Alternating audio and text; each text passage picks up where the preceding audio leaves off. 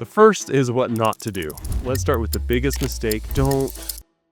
This approach is just a terrible mistake. I hear dentists talk in these terms all the time. I totally get it, but here's the truth. The emotionally mature move and the one that many owners skip. The fourth and last principle, and this is the most important of all, is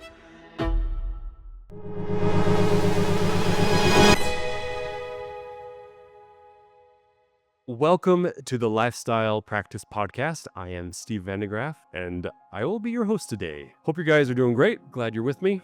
Hope you're off to a great start to 2026. At the Lifestyle Practice, we work with dentists one-on-one to help them build practices that support the life they actually want. A lower headache practice with a locked-in team and enough production that you can work less every single week. If you don't have that right now, you don't need me to convince you. I'm sure you already feel it, but you need to make a change. Reach out if you need help managing your practice and getting your life back into alignment. You can visit us at our website, thelifestylepractice.com. Today, I wanted to talk about something that I don't think is discussed a lot, but it's very important, and that is, what do you do when an employee resigns? This topic has been on my mind lately for a few reasons. I had a couple coaching clients that have recently had to replace some team members, and I've also read some stories on dental boards of dentists handling this in the total wrong way. One story I read involved an employee giving their 2 weeks notice to the owner dentist, and dentists became defensive and argumentative. So they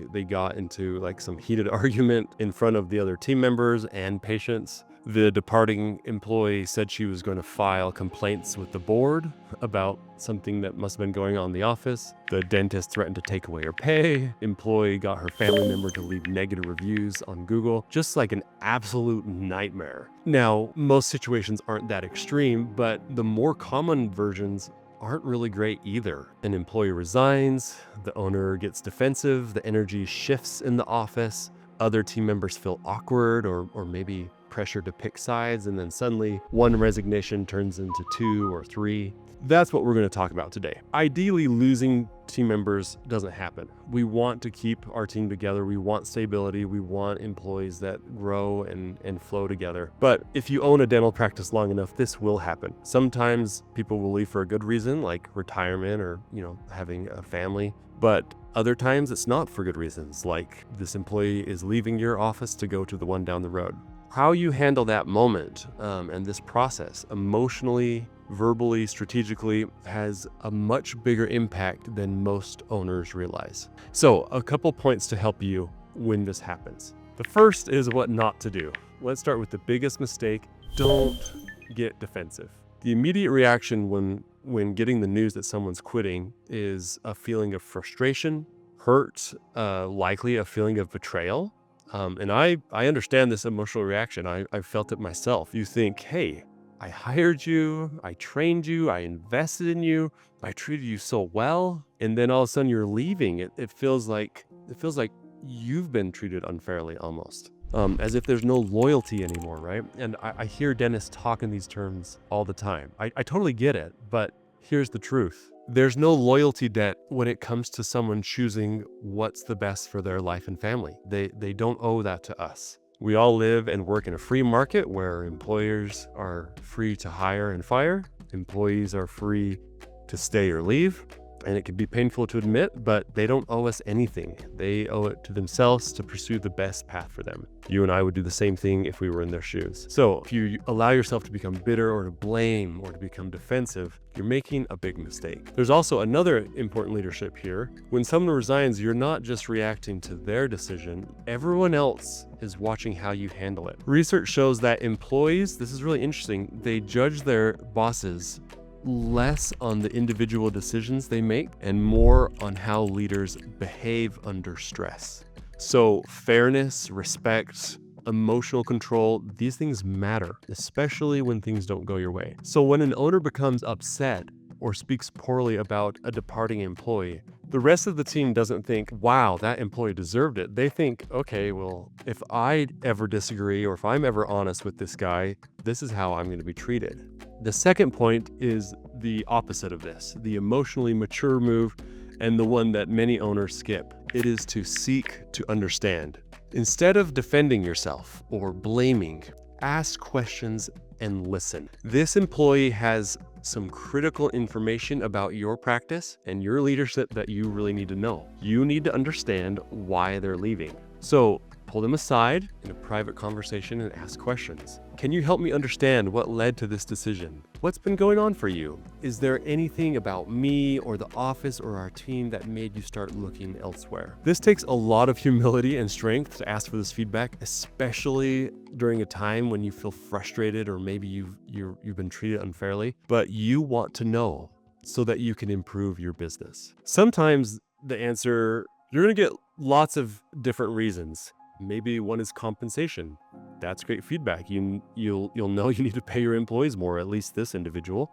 And by the way, if someone leaves for a couple dollars or more an hour, that's not greed on their part, okay? Don't expect people to take a lower wage just for the privilege of working for you or me. If we were hourly employees, we would do the same thing. Oftentimes, it's deeper than pay. Team conflict. Maybe it's your leadership style or culture issues. Maybe this person feels undervalued or unheard. Whether their feedback that they give you is fair, it's really kind of beside the point. It's their perception that's important, and you need to know this. If you don't understand people's perceptions of you and your office, you can't improve.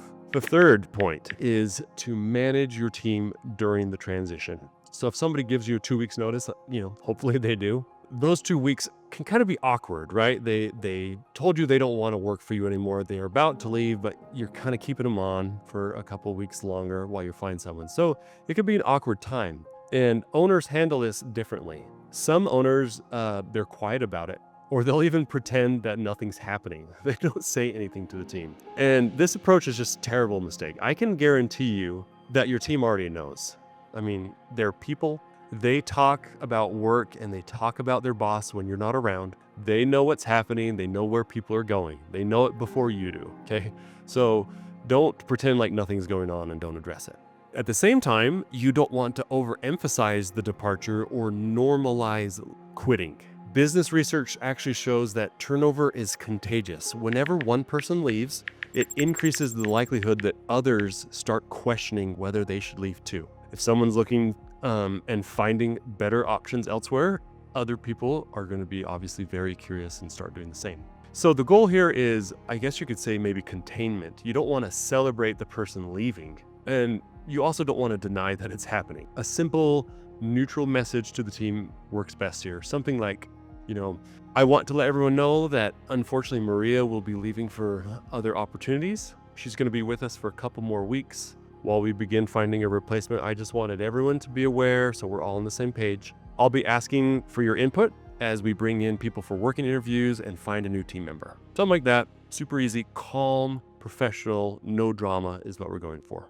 The fourth and last principle, and this is the most important of all, is to take the high road every time. No matter the reason someone is leaving, no matter how inconvenient it is for you, no matter how frustrated you feel, on their last day, take the high road. Thank them publicly, wish them well, be gracious, and then in private, pull them aside and have a thoughtful conversation. Express appreciation for what they did well. Skip the criticism here. That feedback was for a long time ago. It's water under the bridge. Let them leave with dignity. Why? Well, first, because I think it's just the right way to treat people, right? Be a positive influence in this person's life one last time. And then second, importantly, is dentistry is a very small world. Hygienists, they talk to each other. Assistants talk with other assistants. Same with office managers. Wherever this employee goes next, they're going to talk about you to their new team and to patients. You want to make sure that this grapevine where people are chatting has positive discussions about you and your office. A personal story on this. A couple years ago, I had an assistant who was excellent in some ways and challenging in others. She was a hard worker, but sometimes struggled with reliability.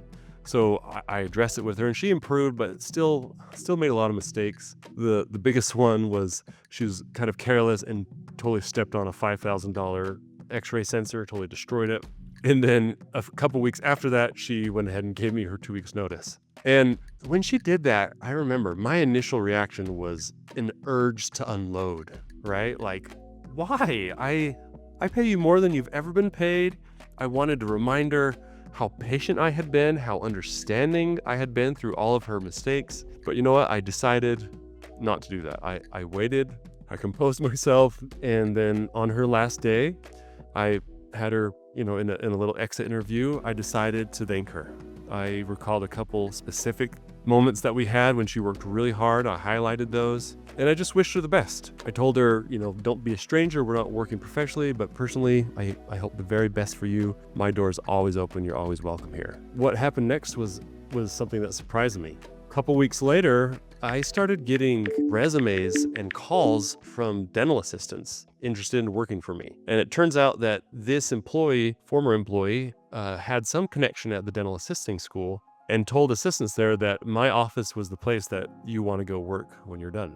A couple weeks after that, I started getting almost like a regular flow of new patients coming into my office. I had several patients and a couple families coming to me because she had worked at a few different offices and was able to say that Dr. Van De Graaff was the kindest doctor that she had met. So she became, a departing employee, became a strong advocate for me and my practice in the local community. In fact, she eventually went to become a hygienist and wanted to come back and work for us as a hygienist. And, it's a simple story. So at the time, it was kind of hard for me to bite my tongue and take the high road. But all these wonderful things happened, and I think it's an illustration of when you treat people with abundance, instead of just worrying about your ego, great things are going to come back to you. This principle reminds me of an article I read about Mark Cuban, who owned the Dallas Mavericks for a couple decades.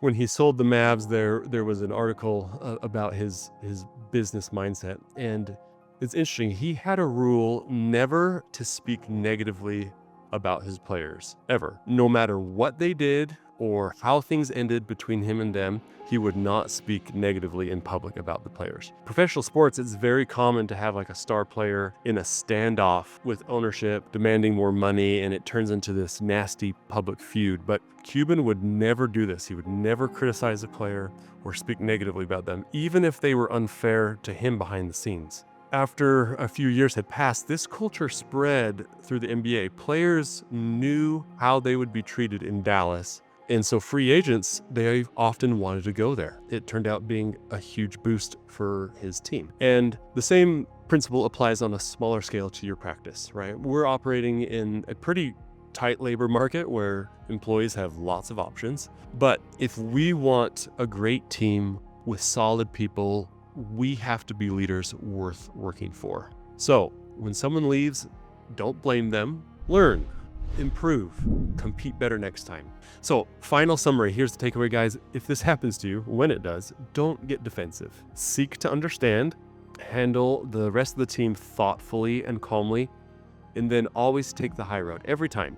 When you're abundant with others, goodwill will inevitably come back to you. A large part of our coaching at the Lifestyle Practice is focused on this type of leadership, how to build, manage, and retain a committed team. If you want more guidance on how to manage things like this, hiring decisions, team building, reach out to us, Matt, Derek, or Steve at thelifestylepractice.com. Thanks for listening. I'll see you next time.